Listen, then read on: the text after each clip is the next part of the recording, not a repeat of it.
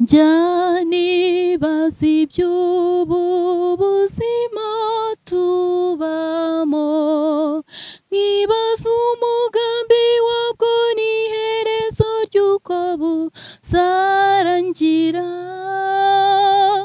Nongeye kubasuhuza kandi mbaha ikaze bakunze ba Sanze ELEDA, ko mubizi neza cyangwa se mumaze kubimenyera. Aya ni amasaha yo gutangira isabato mu mugoroba kwa nyuma. Murabizi neza ko ariyo gahunda nkomeza kubagezaho no kubasezeranya. Ndizera rero aka kanya tugiye kumara gatoya twateganyije kugira ngo naba bantu baba batabonye uko bajya ku rusengero, baba bagize imbogamizi zitandukanye, baba badafite uburyo bagera ku rusengero. Ushobora kuba urwaye, ushobora kuba urwaje, ushobora kuba wagize imbogamizi zitandukanye mu buzima bwacu bwa buri munsi zibaho. Aka ni akanya rero nashyizeho kugira ngo umuntu utabashije kugera ku rusengero aho ateraniwe kugira ngo atangirane n'abandi isabato, azi ko Sanze ELEDA, hanyuma dutangire n'isabato. Kandi mbabizi ko mugomba kugubwa neza nk'uko bisanzwe. Rero murabizi ko turirimba hanyuma tugasoma, tubanza gusoma isomo mba nateguye, tukariganiraho akanya gatoya, hanyuma twarangiza tukaririmba indirimbo zo mu gitabo cyo guhimbaza Imana, hanyuma tugasoza isabato tukaba turayitangiye turimo neza. Uyu munsi rero ntabwo naje njyenyine, ndi kumwe n'umutumirwa kandi nizeye ko muri buze kugubwa neza. Reka tumuhe ikaze rero yisange kandi yisanzure kwa Sanze ELEDA.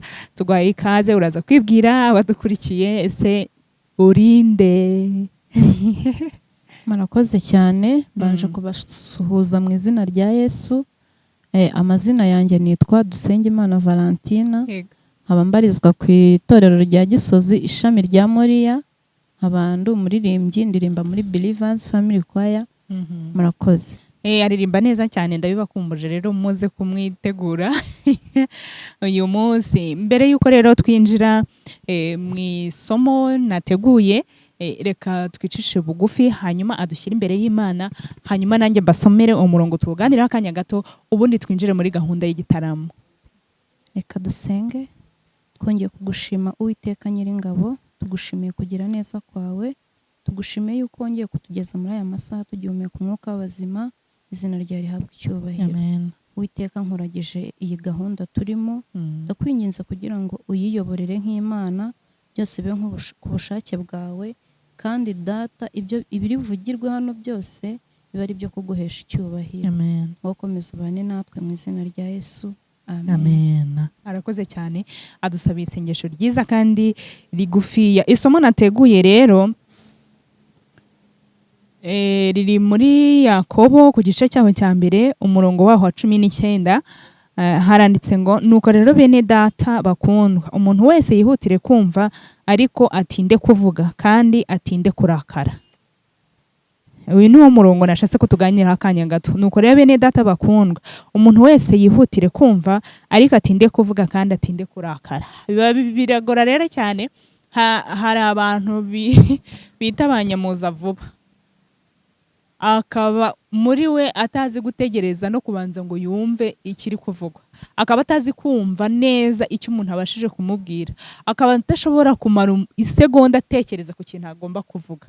Ariko ijambo ry'Imana murabizi, Bibiliya ni igitabo cy'ubuhanga, ntaho cyasize. Inama zose kirazitugira, inama zo kubaho neza, inama zo kubaho mu buzima bwiza, inama zo kubana n'abandi neza, inama mbese ibijyanye n'ibitunga umuntu haba mu by'umwuka no mu by'umubiri, Bibiliya irabifite. Ese utinda kurakara? Ese witondera kuvuga? Ni ikibazo. Umuntu wese muri yihutire kumva, wihutire kumva icyo mwene so arimo akubwira. Ariko nujya kumusubiza, ubanza ushyiraho akadomo, ubanza utega amatwi, hanyuma numara gutega amatwi ubone gusubiza. Niki ijambo ry'Imana ritubwira. Ariko ndabizi ko abantu benshi ikintu kirabagora, umuntu akaba kiri kuvuga ugahita umusubiza kandi ntarasoza n'icyo agiye ntarasoza icyo ari kuvuga, nturamenya n'icyo agiye kukubwira, ariko muri wowe ugahita wihutira gusubiza utarasobanukirwa. Ijambo ry'Imana rero riraduha inama zo kwihutira kumva ariko tugatinda kuvuga kandi tugatinda kurakara. Uburakari rero burya busohoza gukiranirwa. Uburakari niko kamaro ka, nta kindi bukora usibye gusohoza gukiranirwa. Ukitura umuntu bitewe n'uburakari, ugasanga urahubutse. Uburakari bushobora kugukoresha amakosa kandi ugasanga amakosa utari buyicuze igihe cyarenze. Wari kuyicuza ariko ibyo wakoze birenze cyangwa se byihutiye cyane. Kubisabira imbabazi ugasanga umwanzuro wamaze kuwufata, ikaba nka wa mugani ngo wisamye wasandaye. Wisamye muri make wakerewe, waje impitagihe kubyo wagombaga kuvuga ugiye kubivuga ariko si cyo gihe cyo kubivuga, kuko burya wa mugani ngo igihe cyose ntago ari umwanya wo kuvuga. Hari igihe cyo kuvuga hakaba n'igihe cyo guceceka. Reka rero tuye twumva twihuse ariko dutinde gusubiza cyangwa se kuvuga, kandi dutinde no kurakara. Kandi ubushize hari isomo n'abasomeye ngo nurakara ntiburizire ukirakaye, kuko uburakari nta kindi busohoza gukiranirwa. Reka ijuru rye ritwumvisha kandi riduhugure mu buryo bwose bushoboka kugira ngo twumve kandi tumenye icyo Umwuka Wera arushaho kutwigisha. Ushobora kurakara ukarakara wo mu rugo, ushobora kurakara ukarakara wo muri gukorana, ushobora kurakara ukarakara muri societe, ugasanga ugiye kurepeta, wagerayo mwarimu yatangira kukwigisha ukahita uvuga ngo ndikumva ntago ndenze kurenza ijwi hano, ngo nibyo mfite kandi sibyo usanganwe.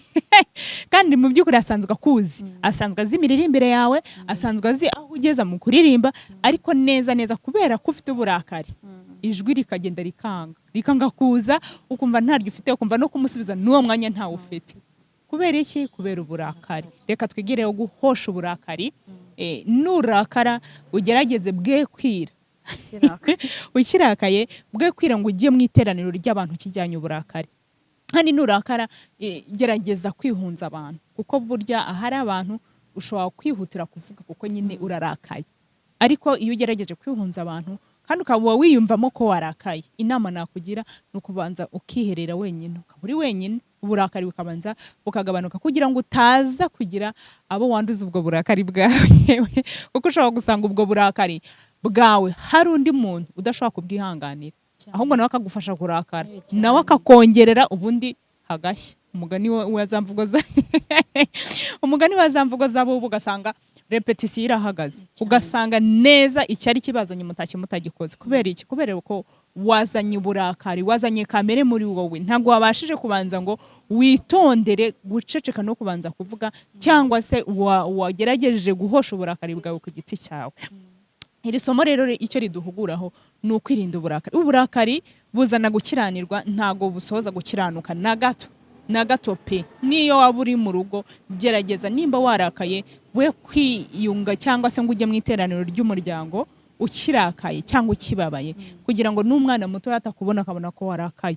Ntago ari byiza rero kurakara ukajya mu iteraniro ry'abandi kandi urakaye. Bavuga ati niba ubabaye ririmba, sibyo? Niba ubabaye senga, niba unezerewe uririmbe.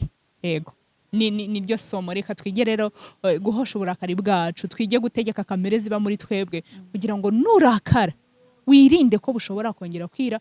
Ejo Isabato ukazarinda uyisoza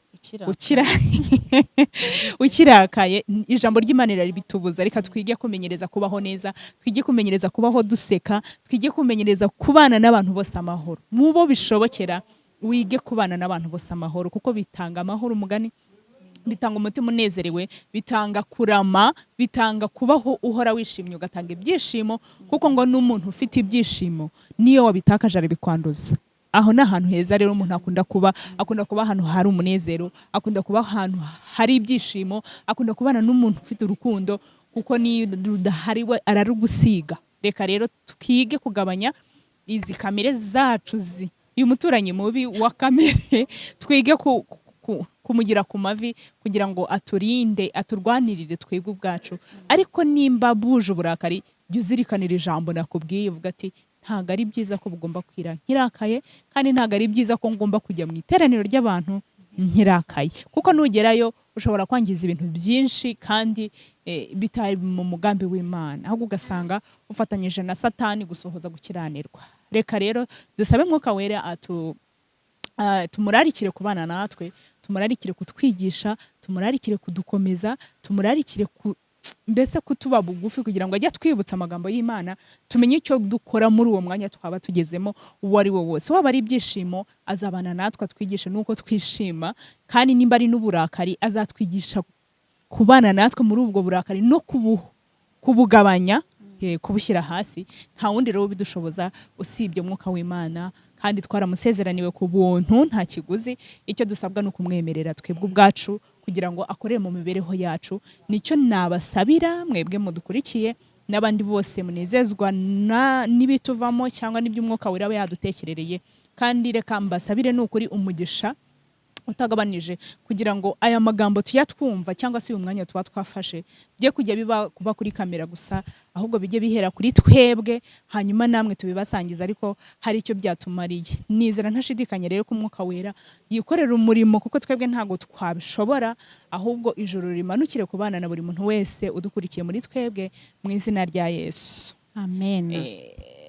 Tugiye rero mu kanya ko gukora igitaramo nk'uko nayo basezeraniye. Umutumirwa dufite hano araturirimbira, biterwa n'amahitamo, hashobora guhitamo gukoresha izo mu gitabo tugira cyo guhimbaza Imana, cyangwa se agakoresha ize yumva zimufasha. Ashobora kuba ari iya korali runaka, ashobora kuba ariyo yaririmbaga kera muri korali aho yasengeraga kera, aho yize ku ishuri, aho yabaye hose abadive tugira ibyiciro turererwamo kuva turi abana kugera aho tugeze ubu ngubu. Aba yaraciye ahantu henshi, haba harimo rero indirimbo nyinshi zagiye zimufasha. Umwanya rero ni uwanyu, ufite uko wateguye. Nimba ari indirimbo urajya umbwira uti turebe indirimbo iyi, hanyuma ninumva nyizi ndagufasha ninumva ntayizi kandi ubwo ndatega amatwi, hanyuma nanjye ndyoherwe. Ni karibu rero. Arakoze. Indirimbo rero nari nateguye cyangwa ntabwo nigeze nicara ngo nyitegure, ariko hari izo ukunda nawe zikubamo cyane. hari izakorari nabarizwagamo mbere, hari izakorari ndimo ubu ngubu, zose dufite cyangwa amatwi yo no mu kuzumva. gitabo nta kibazo. Hari indirimbo ya 37 ya 37 ndayikunda Muyoboke Mwami. Ego, uyu munsi ndihangana ntega amatwi, ariko se birankundira. oya nawe uramfasha. Ndaza kugerageza kwitonda numve. Twagiye rero, ndabizi ko mwaba mufite hafi telefone zanyu cyangwa se igitabo cy'indirimbo hafi. Reka mbararikire kureba indirimbo ya 37 mu gitabo cyacu cy'indirimbo zo guhimbaza Imana. Twagiye rero, ni karibu.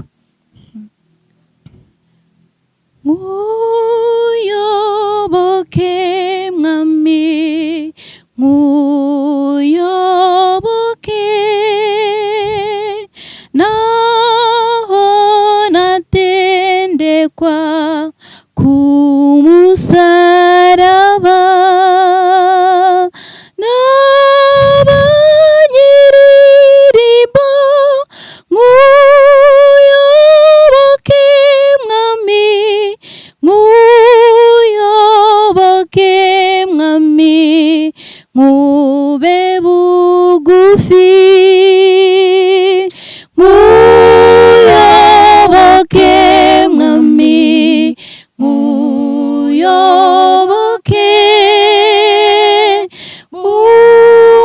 umwakuba yose magarikira, ninderwa n'ibyago ume kwihangana. Nguyoboke Mwami, nkube bugufi. Nguyoboke Mwami, nguyoboke, junabariteka ngumye nkwizera. umwanzi nantera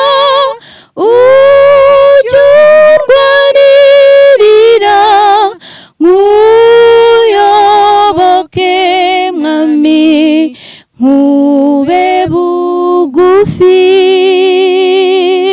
nk'uyoboke mwami nk'uyoboke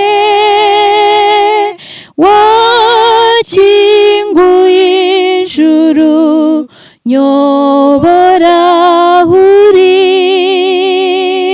mugenzi komera urenda gukira nk'uyoboke mwami nkube bugufi. Nkuyoboke mwami nkuyoboke ni indirimbo nziza cyane, nta wundi tugomba kwisunga kuko ni Yesu. Indi ni iyihe? Urumva ko nanjye nagezeho ngafashwa nkaririmba. Yego, indi nkunda cyane ni indirimbo ya 220. 220 ningira umugisha ubwo ndasanga nyizi. Urayizi? Yego. 220 ninsanga nyizi ubwo ndaririmba. Mbese Yesu ajya anyitaho mu byago no mu mahoro, mu mibabaro no mu miruho no mu rugendo rurushya, anyitaho arandinda mu mibabaro yanjye, mu bihe merewe nabi umukiza wanjye anyitaho. Mbese Yesu ajya anyitaho iyo ngenda mu mwijima, iyo umwijima wakagungose, mbese Yesu amba bugufi, anyitaho arandinda mu mibabaro yanjye, mu bihe merewe nabi umukiza wanjye anyitaho.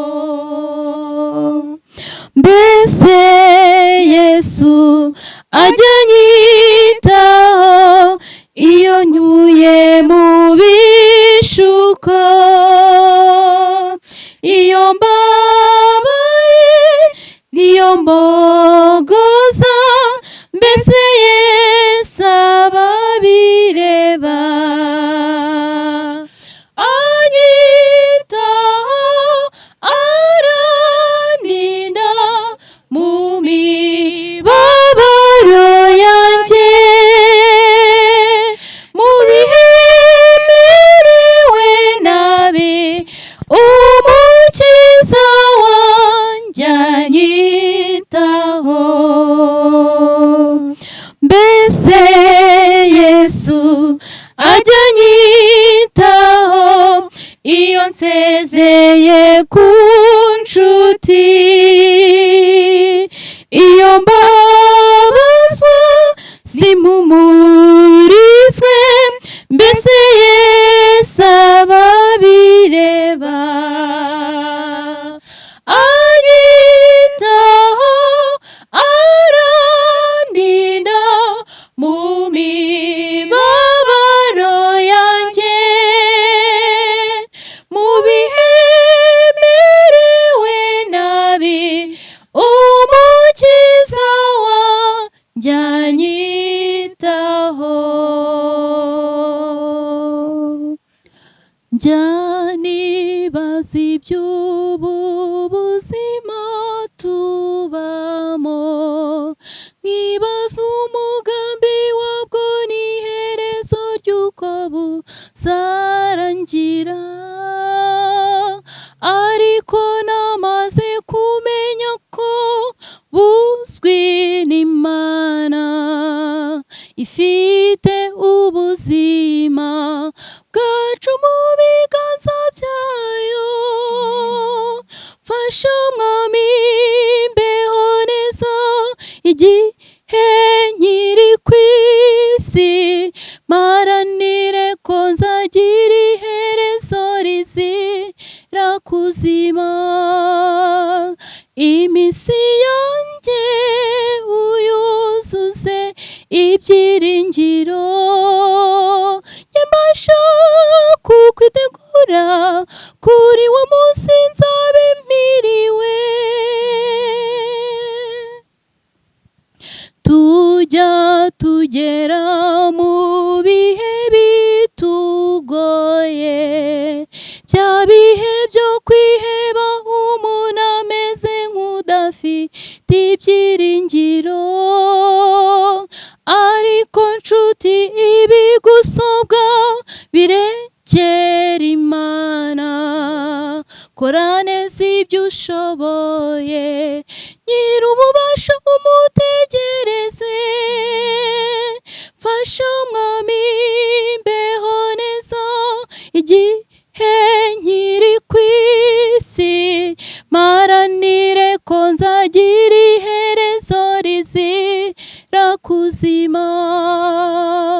Iminsi yanjye uyuzuze ibyiringiro, njye mbasha kukwitegura kuri wo munsi nzabe mpiriwe.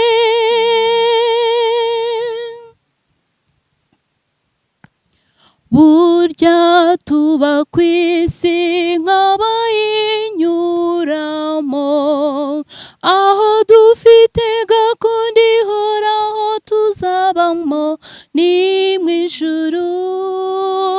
Ubuzima bwa hano burashira, tubane neza, ijuru tuzabamo turitegure ubu tukiriho. Fasha mwami mbeho neza igihe nkiri ku isi, maranire ko nzagira iherezo rizira kuzima. Iminsi yanjye uyuzuze ibyiringiro, njye mbasha kukwitegura kuri wo munsi nzabe mpiriwe. Fasha mwami mbeho neza igihe nkiri ku isi, maranire ko nzagira iherezo rizira kuzima. Iminsi yanjye uyuzuze ibyiringiro, njye mbasha kukwitegura kuri wo munsi nzabe mpiriwe. Iminsi yanjye uyuzuze ibyiringiro, njye mbasha kukwitegura kuri wo munsi nzabe mpiriwe. Njye mbasha kukwitegura kuri wo munsi nzabe mpiriwe. Amena. Njye icyo nshinzwe hano ni ukuvuga ngo amen. Amena. Tukiri aho ngaho rero, ongera wibutse abadukurikiye, ese mugira umuntu akeneye indirimbo zanyu yazibona gute? Muzifite ku masede, umuntu akeneye kuzumva cyangwa se hagize bafashijwe nazo yazibona gute? Murakoze. Ntanzi. Murakoze cyane. Indirimbo zacu uragenda ukandika kuri YouTube channel ya Believers Family, ukandikamo yitwa Believers Family Choir. Okay. Indirimbo zose nyinshi uhita uzibonaho, mwadusanga mukadukurikira, hariho indirimbo nziza cyane. Murabyumva rero ko bafite indirimbo nziza nziza. Ngewe ndabazi kuko turegeranye ku rusengero, kenshi turahura. ariko ni abantu baririmba neza cyane kandi bafite indirimbo ziryoheye amatwi ndetse n'umutima. Ku muntu rero ushobora kumva yazikunze cyangwa se akeneye kuzumva nyinshi kandi zirimo amajwi yuzuye, burya indirimbo iryoha cyane cyane irimo amajwi atandukanye iba nziza cyane. Murumva rero ko nimba yiririmba ari wenyine ikabasha kuryohera amatwi, urumva niba harimo amajwi yose rero ni wa Neza. Turi kujyana rero ku musozo w'ikiganiro, reka aduhereze indirimbo isoza yaduteguriye n'ubundi, maze ubundi tubabwire tuti nakagaruka. Ntaratangira ese nagira ngo nkubaze. Nditeguye rwose ndagusubiza. Murakoze. Nyine nkuko mwifuje ko tubana, ese nta ndirimbo yacu waba wumva ukunda? Buri indirimbo yanyu nzi niyihe mana yanjye? Ntago waba utazizi. Sibwo bigiye kunanira? Ntago waba utazizi. Sibwo bigiye kuncanga. Indirimbo yanyu cyangwa iyo ukunda cyangwa iyo wumvise. Nukuri zihise zinaguruka. Hari indirimbo turi kugana ku musozo w'ikiganiro rero, reka atunyurizeho akandi karirimbo kabo nkunda cyane muri iyi minsi. So kazi urakazi, hanyuma aturirimbire igice kimwe na refre, hanyuma tugere ku musozo w'ikiganiro. Ndizera ko mwagowe neza kandi muza kugubwa neza. Mu murwa w'abera niho twifuza kuzaba iteka, ahantu hera Siyoni harimbishijwe aheza ho mu ijuru, aho tuzabana n'umuremyi wa twese. Yahateguye imyaka myinshi ngo tuzahature, ni iwabo w'abera. Abariyo bose bahora bitemberera mu mihanda yasizwe izahabu, na zuba riharangwa na kwezi. Yesu niwe mucyo uhamurikira ibihe byose, hateye ubwuzu icyama tukazabanayo. Mu murwa wera ndifuza kuzabayo, ngo mbane n'umwami witangiye gucungura abatuye isi twese. Mu byishimo byinshi tumusingiza tuturuwera, himbazwa ineza yawe iraduhagije. Tuzibagirwe ibyo kera mu buzima bushya bw'umunezero, tuzanezerwa nshuti mugenzi, tubeho duharanira kuziberayo mu byishimo by'iteka ryose. Wow, amen, amen. Ngiye icyo nshinzwe hano ni ukuvuga ngo amen, kuko izo nzi zarangiye. Amen cyane. Iyo ndirimbo se iri kuri YouTube channel? Yego. Okay, munyaruke rero kuri ya YouTube channel yabo nababwiye, muraza kwihasanga. Ni indirimbo nziza kandi nakunze nanjye bwanjye. Ubundi nayo imaze kumenya gufata refre, ariko yarongera agenda kubera ko ikibazo cy'imyaka nyine kiba cyanze kikigaragaza. Mwakoze kubana natwe rero, mukomeze kugira umugoroba mwiza w'isabato. Amahoro y'Imana akomeze kubana namwe nakagaruka.